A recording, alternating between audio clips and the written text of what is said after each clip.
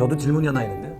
그래서 교육청은 지금의 사태까지가 아무런 역할을 안 하고 있는 건가요? 전 너무 좀 이해가 안 가거든요.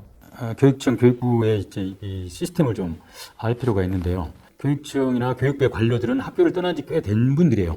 그래서 이제 물론 이제 현장 라인에서 위원회를 만들어서 듣는다든가 이런 걸 하고 있지만 자기가 직접 체험한 것들이 아니기 때문에 정책화하기는 좀 쉽지 않은, 그리고 되게 수장들이 현장 경험이 없는 최고 높은 사람들이 이제 이런 것들이 있다 보니까 이제 많이 놓치고 있다라는 생각이 들어요. 교육부나 교육청도 현장성을 좀 살리면 좋겠다. 현장 교사들이 파견으로 좀 나가서 뭐 한 몇 프로, 30% 정도는 2년간은 거기서 정책을 짜는 대로 좀 모입을 한다든가, 그리고 다시 돌아온다든가, 이렇게 순환하면서 할 수 있는 걸 하든가, 혹은 정말 장기적으로나 뭐 중장기적으로 대책으로 본다면 교사들이 정치적으로 활동할 수 있는 시민적 자유를 좀 주는 게 필요할 것 같아요. 근데 국회의원을 한다면 장관한테 이게 아니고, 예를 들면 대통령 선거 때 보면 교육 정책들을 막 후보들이 모으잖아요. 그래서 당선이 되면 그 사람이 교육부 장관을 임명하고 그래서 정책을 끌고 가는데, 정치 활동에 자유가 없는 교사들은 거기에 가서 말할 수가 없어요. 선거법으로 바로 해고됩니다. 그런데 만약에 그런 기회의 장들이 있다면 국힘당이든 또는 뭐 민주당이든 뭐 이런 사람들이 다 부를 거 아니에요. 교사들은 교육 정책 하려면. 그러면 자기들이 그 현장의 목소리를 가지고 거기다가 관철 시켰을 거고, 그게 자연스럽게 지금에 이루어지고 있는 현실들이 반영이 될 텐데 이게 다 차단됐어요. 그러니까 정치적으로 뭔가 지금 이 시간에 아이들이 어떻게 변했고 어떤 문제를 일으키고 있고 그래서 어떤 처방이 필요한지를 말할 수 있는 통로들이 다 단절돼 있어요. 정치적으로도 단절돼 있고 교육청 교육부로도 단절돼 있고 학교에만 있는 거죠. 건강하게 토론할 수 있는 장이 없는 거네요. 건의할 수 있는, 그리고 바로 반영할 수 있는. 제일 좋은 거는 수시로 현장이 변하는 모습들 속에서 정책이 처방이 이루어지는 게 좋잖아요. 근데 그게 많이 막혀 있는 거죠. 교육청 교육부는 그나마 그래도 좀 학교도 방문하고 하니까 좀 살아있다고 하지만, 그래도 부족하지만 이쪽으로는 전혀 안 돼 있죠. 국가적으로. 교육부 장관이 기본적으로 현장의 이 어려움을 알지 못하는데 그 정책을 구사하는들 되겠습니까? 이번에 저는 여실하게 드러났다고 봐요. 골문 게 20년 동안 골문 게 사실 드러난 거거든요. 교사들이 막 한 방에 이렇게 일어나지 않아요. 참고 참다가 지금 골마 터진 겁니다. 다음 20년은 안 그러겠어요? 다음 20년도. 똑같이 골물 거고, 그러다가 또 20년 뒤에 터질 거고. 그래서 이 시스템이 좀 교사들의 현장의 목소리들이 바로바로 가서 대책이 나올 수 있는 통로들을 마련해 줘야 된다. 다양하게. 저는 정치인들이 이거 진짜 심각하게 고민해야 한다고 봐요. 얼마 전에 그 교육부 장관과 국민의힘에서 교권 침해에 대한 대응 방안을 내놨는데요. 그 주요 내용을 살펴보면 정당한 생활 지도에 대한 교사의 면책권 부여, 이런 부분이 골자입니다. 첫 번째, 교원의 아동학대 수사 시 소속 교육청의 의견을 먼저 청취하고 학교장의 의견을 제출 의무화한다. 두 번째, 교원 활동 침해 행위에 대해서 학생생활기록부에 기록을 한다. 세 번째, 학생 인권 조례에 대한 개정을 추진한다. 이런 내용인데요. 그 선생님께서는 정부와 여당의 대처방에 대해서 어떻게 생각하시는지 궁금합니다. 준비해 오신 교권 침해 대처 방안에 대해서 말씀을 해주시고 정부와 여당의 방안에 대해서도 한 말씀을 부탁드립니다. 오랫동안 누적된 것이고 시대의 변화 속에서 고통받았던 이제 학생 또는 교사들, 이런 것이 폭발해서 나타난 거기 때문에 이게 정말 다양한 곳에서 이게 조치가 이루어져야 되고, 법적인 문제도 그렇고, 그 다음에 어떤 규정 문제, 규칙 문제 있는 것 같아요. 근데 첫 번째는 이제 학교, 가장 크게는 이제 학교장의 매뉴얼 같은 거, 실제로 교권 침해가 일어났을 경우 학교장이 악성 민원이 들어왔을 때 학교장이 그것을 교권 보호위원회를 즉시 소집해서 이게 진짜로 아동 학대에 대한 사안인지 아닌지에 대한 판단을 할 수 있는 그런 어떤 그 조치를 할 수 있겠던 매뉴얼이나 지침 같은 것이 좀 마련될 필요가 있겠다. 그리고 어떤 이제 교육청 단위에서는 지금 보면 이제 어떤 사례가 있는데요. 아동 학대가 바로 되면 바로 직위해지를 시킵니다. 이제 그러니까 분리하라고 법이 돼 있어요. 근데 분리할 수 있는 방법은 다양하게 찾아볼 수 있는데 바로 교육청에서는 직위해지를 시켜요. 대부분의 교육청이. 그래서 이제 요것에 대한 어떤, 이건 법률의 문제가 아니고 교육청의 어떤 규정이나 규칙으로 가능한 거거든요. 그러면 그 사항을 교권위원회에서 학교에서 봐서 직위해지 사항이 아니면 그거를 다른 방식으로 분리는 좀 공간을 분리한다든가 학년을 달리한다든가 해서 분리는 좀 하더라도 직위를 유지해서 교육활동을 할 수 있게 해주면서 이게 법률 소송이 가는 방식으로 좀 해줄 수도 있거든요. 대표적으로. 그러니까 이런 어떤 여러 가지 지금 당장도 조치할 수 있는 것들이 있다. 이런 것들이 좀 됐으면 좋겠고, 교육부 같은 경우는 이제 여러 가지 대안을 마련하겠다고 했지 구체적으로 나온 건 별로 없어요. 별로 나온 게 있는 게 지금 학교 생활기록부에 기재하겠다. 그런데 이게 대단히 위험한 거예요.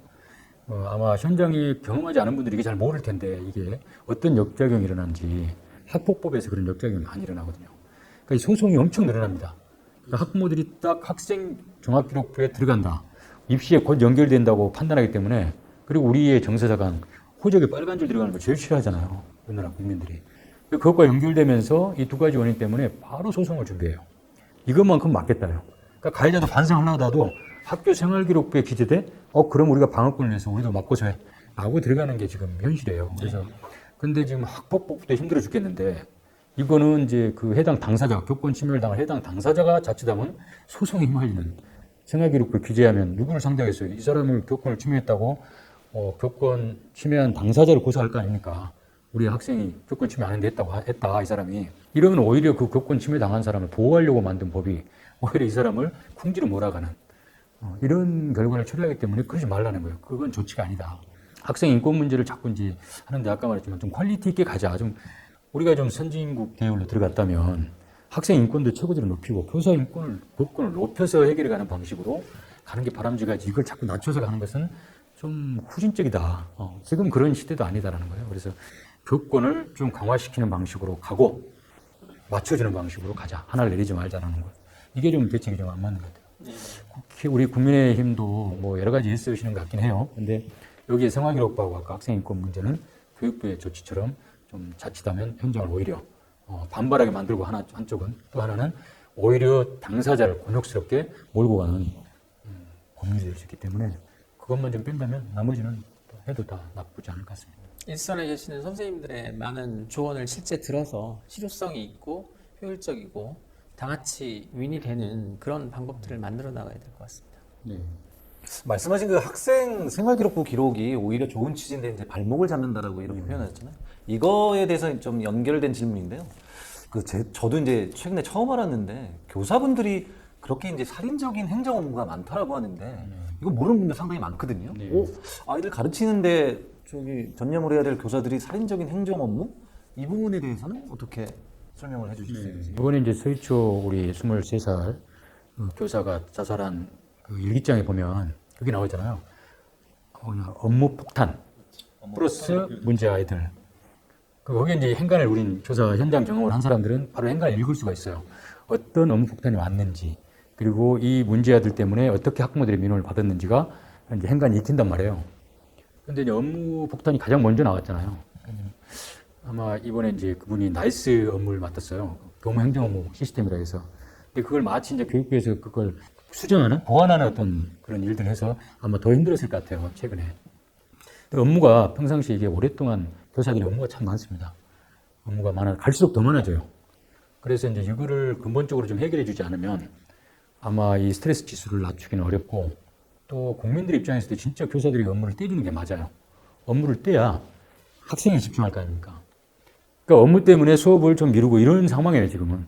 바쁜 업무가 있으면은, 야, 수업 잠깐 좀 기다리라고 그래. 이렇게 하고 있는 상황이고. 초등은 또 같은 교실 공간에서 아이들하고 계속 같이 일하잖아요. 그러니까 이제 빈 틈이 없어요. 그러니까 수업 중에도 해야 되고, 애들 쉬는 시간에 업무를 중학교 같은 데는 좀 할 수 있는데, 빈 시간이 있거나 그러면 좀 할 수 있잖아요. 근데 초등은 빈 시간이 없이 쭉 하니까, 쉬는 시간에도 애들을 봐야 되거든요, 교실에서. 싸우고 있고 막 장난할 거 아닙니까, 상상해보면. 그러면 이 엄마하고도 그 애를 봐야 되고 막 이런 상황이 오기 때문에 결국은 이건 국가의 손해다. 딱 분리시켜주는 게 가장 타당한 거죠. 그러려면 예산을 넣어야 돼요. 예산 넣고 분리시켜주고 수업과 생활교육에만 전담할 수 있게 해줘야 이게 되는 거죠. 이건 누가 해야 되냐면 정부가 해야 되는 거죠. 근데 정부가 이제 이거에 대해서 이번에 실제로 조금 이제 안 거잖아요. 조금 이해도가 높아졌으니까 저는 국민들의 공감대가 이 부분이 좀 더 형성이 돼서 이 문제가 좀 궁극적으로 해결됐으면 좋겠다. 저희 뭐 그런 생각으로 현장에 어떤 그 어려움들을 좀 앞으로도 그 시스템으로 좀 했으면 좋겠어요. 국회 한 사담이긴 한데 국회 교육위원회가 있잖아요. 교육위원회에 교사 출신이 딱 한 명 있는데요. 그 나머지 이분도 겨우 이번에 들어간 거고요. 보좌관들도 교사 출신 하나도 없습니다. 나갈 수가 없어요, 실제로. 거기 나가면 선거법 위반이에요. 그러니까 국회의원도 그러더라고요. 보좌관이라도 현직 교사들 쓸 수 있으면 좋겠다. 그래서 개선하세요, 바꾸세요라고 했는데 그분들도 생각을 했어요. 근데 그래서 그런 시스템이 좀 만들어지면 좋겠다. 한번 정말 이번 기회에 그런 교사들의 고통을 좀 해소해 줄 수 있고 그게 교사들의 고통을 해결한다고 해서 교사만의 이익이 아니잖아요. 국가 전체 미래이기 때문에 전체 뭐 국민 예. 모두에게 예, 이번 기회에 진짜 우리 법률에 관해서는 변호사님들이 진짜 모임을 만들어서라도 국회하고 논의하시더라고 해서라도 좀 시스템을 만들었으면 좋겠다. 그런 마음이 듭니다. 다른 질문 또 이어가 보겠습니다. 그 선생님, 예전에는 교사단체가 교청과 전교조 이렇게 양분화되어 있었는데요. 요즘에는 교사노조연맹 등 다양한 교사단체들이 생겨났더라고요. 교권 침해와 관련하여 교총, 전교조, 교사노조연맹 간에 바라보는 시각이나 대응 방안에서 차별점이 존재하고 있나요? 네, 있으니까 분리되어 있지 않겠습니까? 있겠죠. 아마 국민들 입장에서 바라볼 때는 별 차이가 없다고 느낄 수는 있겠죠. 정교조나 교총은 차이는 좀 알 수 있는데 나머지 이제 이후에 신생으로 생긴 많은 단체들에 대해서는 아마 지금 구별을 잘 못하실 것 같기도 해요. 근데 실제로는 이제 정책적 차이가 있기 때문에 그런 거고 지금의 시대가 이렇게 분화되는 방식으로 아마 그게 대세인 것 같아요. 언젠가는 또 이제 시대에 맞춰서 아니야 좀 합치자 이렇게 되는 시대가 올 수도 있는데 지금 아마 분화되면서 자기의 정체성을 명확하게 하는 그런 좀 뭔가 시대인 것 같기도 한데 꽤 많은 단체들이 지금 만들어졌고 이번에 다행히 그래도 그 6개 단체인가 교총까지 포함해서 아마 제안이 되고 있는 것 같은데 그 공동으로 이 문제를 좀 해결해 보자라고 건강한 모습들이 좀 드러나더라고요. 근데 저는 이번 기회에 교총으로 보면 이제 보수 교총이 제일 크니까 그래서 이런 문제 같은 경우는 이제 보수 진보 그런 게 없잖아요. 교육 문제는 저는 교육은 보수 진보가 넘어서 문제라고 보거든요. 학생 앞에 서보면요 보수적 관점이나 그런 게 없어요. 기본적으로 보수가 말했다고 해서 아니 내 말 안 해야 돼 이게 없고 어떻든 이놈이 어쨌든 뭔가 잘 되는 방향으로만 이야기하는 거지 필요하면 얘를 진짜 혼내서라도 학교에서는 좀 회초리 못 들더라도 나가서라도 이 자식아 똑바로 이렇게 할 수 있단 말이에요. 그래서 그런 걸 넘어서서 좀 공동의 모습을 좀 찾아가면 좋겠다. 뭐 단체별로 활동하는 건 좋죠 뭐 자기 이념들을 그 방향 가치들을 지향하는 건 좋은데 이번 사태만큼은 좀 같이 공동으로 대책을 찾아가는 게 바람직하지 않을까 싶어요. 마지막으로 그 서희초 선생님의 명복을 빌고요. 오늘 강신만 선생님께서 좋은 말씀 많이 해주셨는데요. 교육이 100년지계라고 하는데 이 시기에 좀 더 많은 고민, 많은 정책 그리고 법안들 이런 것들이 근원적인 문제를 해결할 수 있도록 다 같이 노력했으면 좋겠습니다. 오늘은 변호사님과 강신만 선생님을 모시고 교육 현안에 대해서 이런저런 얘기를 해봤는데요. 끝으로 강신만 선생님의 마무리 좀 해주시죠. 예. 저는 이제 법률적인 것들이 시급하게 마련되고 규정이나 규칙들, 아까 공백이 있던 것들이 분명히 있기 때문에 그런 공백들을 메꾸기 위한 노력들을 각 단위, 학교는 학교대로, 그리고 교육청, 가장 책임 있는 건 이제 교육부 교육청, 그다음에 이제 입법 과정에서 국회겠죠. 교권들을 좀 보호하는 정말로 국가로서 역할을 해야 된다고 보고요. 특히 이제 우리 교사분들에게 한 말씀 드리고 싶은 말씀은 법과 제도가 만들어지기까지 많은 과정이 걸릴 것입니다. 그 와중에도 우리는 어려움에 많이 처할 것이고 그 어려움을 극복해 나가는 방식이 교사들 간의 굳건한 어깨동무이라고 저는 봅니다. 내가 이렇게 이런 악성 민원에 시달리고 악성 민원을 받았는데 이걸 동료한테 고민 이야기를 하고 고민 이야기를 하기에 자존심 상하고 내가 무능한 교사로 보일까 봐 여러 가지 기분이 들 거라고 저는 생각을 해요. 그런데 저는 이제는 과감하게 교사들하고 의지하고 교사 상황을 의지한다고 봐요. 과감히 말하고 그리고 그 어깨동무로 돌파해야 한다고 봅니다. 법률과 제도로서도 반드시 오게 되고 그 어깨동무 속에서 또 우리가 어려움을 겪었을 때 정서적으로나 심리적으로 극복해 나갈 수 있는 힘이 생긴다고 봅니다. 우리 동료들을 믿어야 되잖아요. 왜냐하면 우리는 이 대한민국의 자랑스러운 교사잖아요.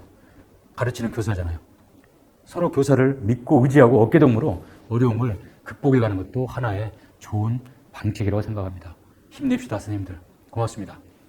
뭐 얼마나 많은 더 희생이 필요한가요? 여러분들이 조금의 관심이 이 교육 문제에 조금이라도 나아질 거라는 희망을 가지면서 오늘 방송은 여기까지 마치겠습니다. 선생님, 변호사님 같이 인사할까요?